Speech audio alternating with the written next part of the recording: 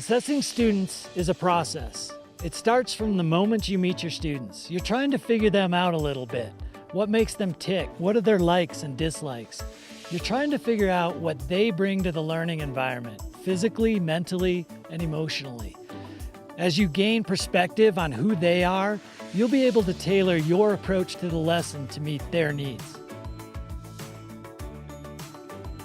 Take a look at the gear your students bring to the lesson. Check for safety, comfort. Make sure it's the right gear for their goals.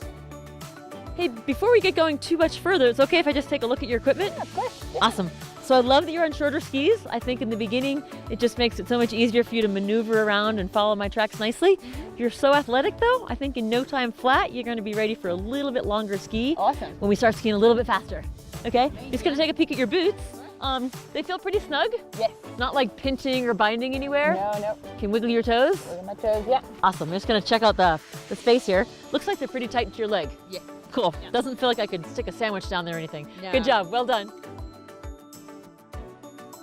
So one way that I like to use my students' past experience to help us with what we're doing at this moment in time is sometimes they'll clue me in. They'll say, yeah, well, I was riding horses last weekend, it was fun, and then I can say, okay, what we're doing right now, are there any parallels there? Or how would you, if you're gonna do a jump on a horse, how would you do that? How do you move your body? And then I can use that information they give me to start to relate it to what it is that we're doing at that moment on snow. What other sports have you done in the past that might? I played a game called netball, which is a sport we play down in New Zealand. It's kind of like ultimate frisbee, but with a basketball, kind of. Oh, really? Yeah. Kind of like, I assume if you're playing netball and you're gonna like catch the ball and then throw it, like you gotta be pretty balanced on both of your feet right before you throw it. Yeah. It's a similar stance for skiing. Yeah. I feel like kind of all sports have this just basic athletic foundation, right? Definitely. And I Basic. think you're gonna pick it up pretty quickly. Yeah. Awesome. I think when students tell us that they're afraid, or when we can read their body language that it says that they're afraid, instead of saying, oh, there's nothing to be afraid of, I've done this a gazillion times. Well, they haven't done it a gazillion times. Their emotions that they're going through at that moment are really real. It's super important to acknowledge that.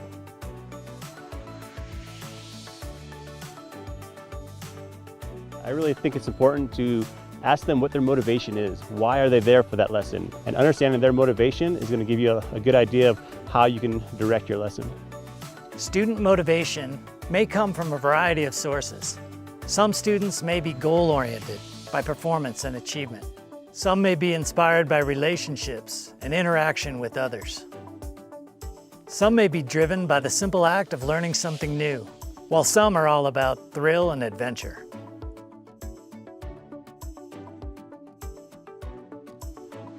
I think when I'm teaching a group lesson or even a one-on-one environment, that students almost always tell us how they prefer to learn things. Sometimes they'll come up and say, how should it feel when I'm doing this? And so oftentimes if we just kind of step back and listen and watch, observe what they're doing, they're going to tell us how they like to receive information and how they like to learn.